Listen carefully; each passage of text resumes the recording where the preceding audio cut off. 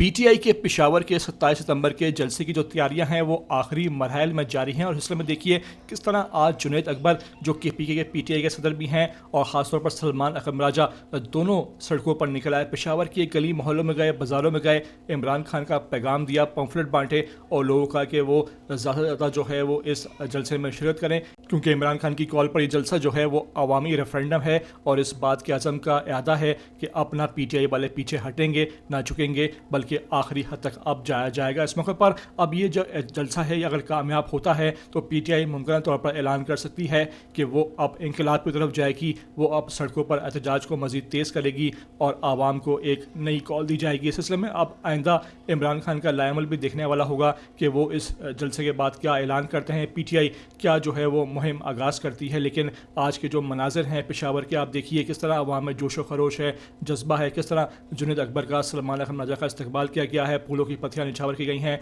और आवाम ने बता दिया है, खासतौर पर पेशावर के गयूर पठानों ने बता दिया है कि वो इमरान खान के साथ खड़े हैं, आखिरी हद तक खड़े हैं, आखिरी सांस तक खड़े हैं और इमरान खान का भरपूर साथ दिया जाएगा। मेरी आपसे रिक्वेस्ट है कि वीडियो को आखिर तक देख लें। नए आते हैं ETV 247 उर्दू पर तो लाजमी से आप सब्सक्राइब करें, लाइक करें, शेयर करें और कमेंट करके मुझे अपनी कीमती आरात से लाजमी आगाह ज़रूर कर दिया करें।